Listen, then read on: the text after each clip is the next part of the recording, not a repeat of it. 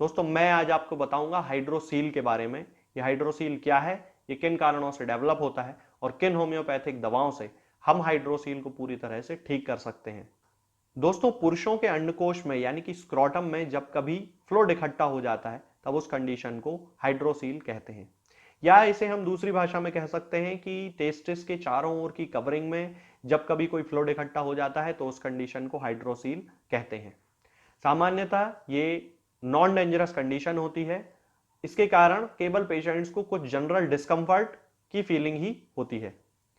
ये किसी भी उम्र में हो सकता है और बच्चों में होने वाला यानी कि इन्फेंट्स में होने वाला जो हाइड्रोसील होता है वो जन्म के कुछ समय बाद अपने आप ठीक हो जाता है। अब हम बात करते हैं इसके कारणों के बारे में। तो इसके बहुत सारे कारण हो सकते हैं जिनमें प्रमुख हैं, कभी कोई पेशेंट को चोट लग जाना यानी कि इंजुरी के कारण भी हाइड्रोसील डेवलप हो सकता है, किसी इंफेक्शन के कारण हाइड्रोसील डेवलप हो सकता है, जब भी कभी एक्सेसिव फ्लूइड सीक्रेट होता है तो उसके कारण भी स्क्रोटम में एक्सेसिव डिपोजिशन हो जाने के कारण भी हाइड्रोसील डेवलप हो सकता है, और या फिर उस फ्लूइड के सही एब्जॉर्प्शन ना हो पाने के कारण भी हाइड्रोसील डेवलप हो सकता है। अब हम बात करते हैं इसके टाइप्स के बारे में। तो दोस्तों हाइड्रोसील दो तरह का होता है, प्राइमरी हाइड्रोसील और सेकेंडरी हाइड्रोसील। प्राइमरी हाइड्रोसील जो होता है वो नॉन टेंडर होता है, इसकी स्वेलिंग जो होती है बहुत सॉफ्ट होती है लेकिन साइज में ये थोड़ा बड़ा होता है। सेकेंडरी हाइड्रोसील जो होता है वो किसी इंफेक्शन, कैंसर, हर्निया या ऑर्काइटिस के कारण पेशेंट्स में डेवलप होता है। सामान्यतः ये साइज में थोड़ा छोटा होता है लेकिन कभी कभी कुछ पेशेंट्स में इसके कारण बहुत ज्यादा दर्द देखने को मिलता है। इसके लिए जो जरूरी दवाइयां हैं वो मैं आपको बता देता हूं। होम्योपैथी बहुत अच्छे तरीके से हाइड्रोसील को ठीक कर सकती है। तो इसमें सबसे पहली मेडिसिन आती है दोस्तों रोडोडेंड्रॉन। रोडोडेंड्रॉन को होम्योपैथी में हाइड्रोसील के लिए लगभग लगभग एक स्पेसिफिक मेडिसिन माना जाता है। हमें इसकी 30 पोटेंसी यूज करना है और उसकी 2-2 बूंद दिन में 3 बार 1 चम्मच पानी में मिलाकर पेशेंट्स को देना है।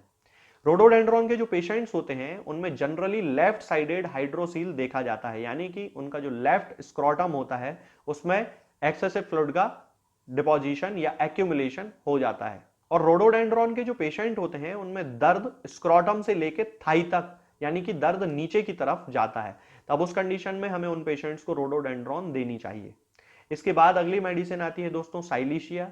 साइलीशिया को हमें 200 पोटेंसी में यूज करना है और इसकी 2-2 बूंद सुबह और शाम 1 चम्मच पानी में मिलाकर पेशेंट्स को देना चाहिए। इसके जो पेशेंट्स होते हैं उनमें क्रॉनिक गोनोरिया की शिकायत होती है, उनके जेनाइटल्स में बहुत ज्यादा बर्निंग होती है, तब उस कंडीशन में हमें उन पेशेंट्स को साइलीशिया देनी चाहिए। इसके बाद अगली मेडिसिन आती है दोस्तों आर्निका। जैसा कि आपको पता है कि आर्निका होम्योपैथी में इंजुरी के लिए एक बहुत अच्छी मेडिसिन मानी जाती है, या फिर जब भी कोई बीमारी या सिम्टम इंजुरी के बाद डेवलप होते हैं तब उस कंडीशन में आर्निका का यूज करना चाहिए। ठीक उसी तरह दोस्तों यदि हाइड्रोसील किसी पेशेंट में किसी इंजुरी के कारण, मान लीजिए ऐसे बहुत सारे पेशेंट्स होते हैं जिनमें किसी इंजुरी के बाद ही हाइड्रोसील डेवलप होता है, तब हमें उन पेशेंट्स को आर्निका 200 पोटेंसी में 2 बूंद सुबह और 2 बूंद शाम को 1 चम्मच पानी में मिलाकर कुछ दिनों तक देना चाहिए। दोस्तों इसके बाद अगली मेडिसिन आती है डिजिटैलिस। डिजिटैलिस को हमें 30 पोटेंसी में 2-2 बूंद दिन में 4 बार 1 चम्मच पानी में मिलाकर पेशेंट्स को देना चाहिए। इसके जो पेशेंट्स होते हैं उनमें स्क्रोटम का साइज बहुत ज्यादा बड़ा हो जाता है हाइड्रोसील के केस में, और उनके प्रोप्यूस में इडीमा डेवलप हो जाता है। इसके साथ ही उन्हें किसी हार्ट की बीमारी की भी शिकायत हो सकती है। रोडोडेंड्रॉन की ही तरह डिजिटैलिस का उपयोग भी लेफ्ट साइडेड हाइड्रोसील के लिए किया जा सकता है। इसके बाद अगली मेडिसिन आती है दोस्तों क्लीमेटिस इरेक्टा। क्लीमेटिस इरेक्टा को हमें 30 पोटेंसी में 2-2 बूंद दिन में 3 बार 1 चम्मच पानी में मिलाकर पेशेंट्स को देना चाहिए। ये राइट साइडेड हाइड्रोसील के लिए एक बहुत अच्छी मेडिसिन मानी जाती है। इसके जो पेशेंट्स होते हैं उनके राइट साइड के टेस्टिस में बहुत ज्यादा स्वेलिंग आ जाती है, उन्हें बहुत ज्यादा दर्द होता है और क्रॉनिक या सप्रेस्ड गोनोरिया की हिस्ट्री भी इन पेशेंट्स में पाई जाती है, तब उनके लिए क्लीमेटिस इरेक्टा एक बहुत अच्छी मेडिसिन मानी जाती है। इसके बाद अगली मेडिसिन आती है दोस्तों ग्रेफाइटिस। ग्रेफाइटिस भी हाइड्रोसील के लिए एक बहुत अच्छी मेडिसिन है, खास तौर से उन पेशेंट्स में जिनमें हाइड्रोसील के कारण किसी तरह की सेक्सुअल डेबिलिटी डेवलप हो जाती है, तब ग्रेफाइटिस 30 पोटेंसी में 2-2 बूंद दिन में 3 बार 1 चम्मच पानी में मिलाकर हमें उन पेशेंट्स को देना चाहिए। दोस्तों अब मैं आपको बताता हूं एक ऐसे कॉम्बिनेशन के बारे में जिसका उपयोग करके हम हाइड्रोसील के सभी केसेस को पूरी तरह से ठीक कर सकते हैं। इसमें आपको 3 मेडिसिन लेकर आना है दोस्तों। सबसे पहले रोडोडेंड्रॉन 30 पोटेंसी में, इसकी 2-2 बूंद दिन में 3 बार 1 चम्मच पानी में मिलाकर पेशेंट्स को देना है। इसके बाद क्लीमेटिस इरेक्टा, ये भी 30 पोटेंसी में और इसकी भी 2-2 बूंद दिन में 3 बार 1 चम्मच पानी में मिलाकर पेशेंट्स को देना है। इसके बाद एक मदर टिंचर आता है दोस्तों, हालांकि ये रेयर मदर टिंचर है, लेकिन ये आपको किसी भी होम्योपैथिक मेडिकल स्टोर पर मिल जाएगा और ये मदर टिंचर है एम्पेलोप्सिस मदर टिंचर। हमें इसकी 10-10 बूंद दिन में 3 बार आधे कप या 1 कप पानी में मिलाकर उपयोग करना चाहिए। तो दोस्तों, आज हमने जाना कि हाइड्रोसील क्या है, ये किन कारणों से डेवलप होता है, और मैंने आपको बताया एक ऐसा कॉम्बिनेशन जिसका उपयोग करके हम हाइड्रोसील को पूरी तरह से ठीक कर सकते हैं। आगे के वीडियोस में हम बात करेंगे कुछ और नई बीमारियों और उनकी होम्योपैथिक दवाओं के बारे में। लेकिन अगर दोस्तों आपने अभी तक मेरा चैनल सब्सक्राइब नहीं किया है तो मेरे चैनल को सब्सक्राइब करें और इसे ज्यादा से ज्यादा लोगों के साथ शेयर करें। जय हिंद, जय भारत।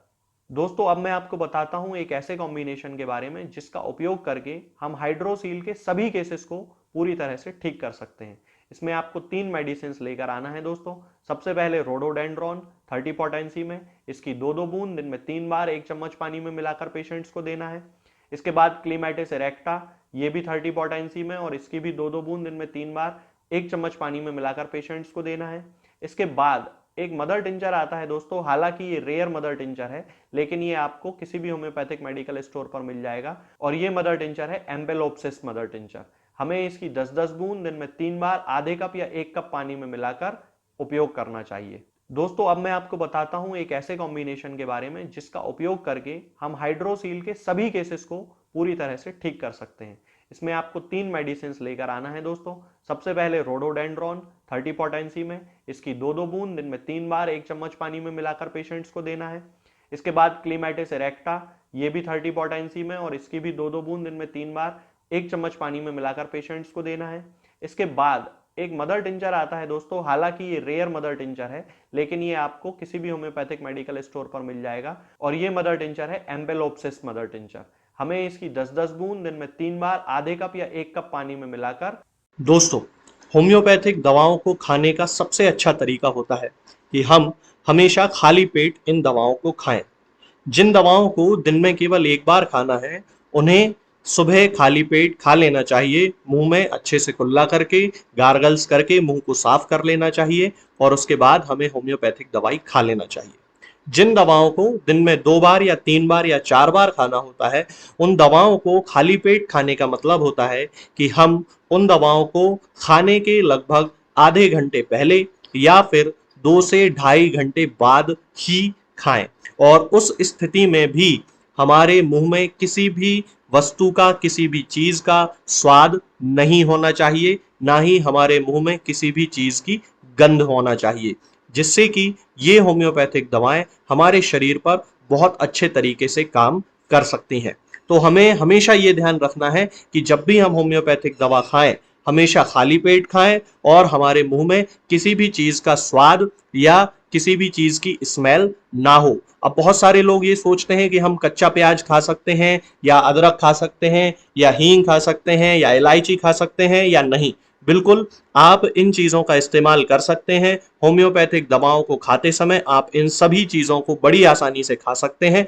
बस याद ये रखना है कि जब भी आप होम्योपैथिक दवा खाएं, इनमें से किसी भी वस्तु का, किसी भी चीज का स्वाद आपके मुंह में ना हो। यानी कि जब भी आप इन्हें खाएं तो इनके खाने से या तो आधे घंटे पहले होम्योपैथिक दवा खा लें या फिर इन्हें खाने के 2-2.5 घंटे बाद, जब कि आपने मुंह में अच्छे से कुल्ला कर लिया हो, अच्छे से गार्गल्स कर लिए हो, तब इन होम्योपैथिक दवाओं को खाएं। तो आपको हमेशा होम्योपैथी के सबसे अच्छे रिजल्ट देखने को मिलेंगे। लोग गलती यही कर देते हैं कि वो प्याज खाना छोड़ देते हैं, कच्चा प्याज, लहसुन, अदरक, हींग सब खाना छोड़ देते हैं, लेकिन फिर भी उनको मुंह में सफाई ना होने के कारण होम्योपैथिक दवाओं का अच्छा रिजल्ट देखने को नहीं मिलता है। ये होम्योपैथिक दवाएं आपको किसी भी ऑनलाइन फार्मेसी पर या आपके घर के नजदीक किसी भी होम्योपैथिक मेडिकल स्टोर पर बड़ी ही आसानी से उपलब्ध हो जाएंगी। ये दवाएं हर होम्योपैथिक फार्मेसी पे उपलब्ध होती हैं, हर ऑनलाइन फार्मेसी पर उपलब्ध होती हैं, इसलिए आप वहां से इन दवाओं को प्राप्त कर सकते हैं। निरामय होम्योपैथी क्लिनिक से ना ही किसी मरीज को कोई दवा बेची जाती है और ना ही कोई दवा भेजी जाती है। इसलिए अपने नजदीकी होम्योपैथिक मेडिकल स्टोर या ऑनलाइन फार्मेसी से ही इन दवाओं को प्राप्त करें।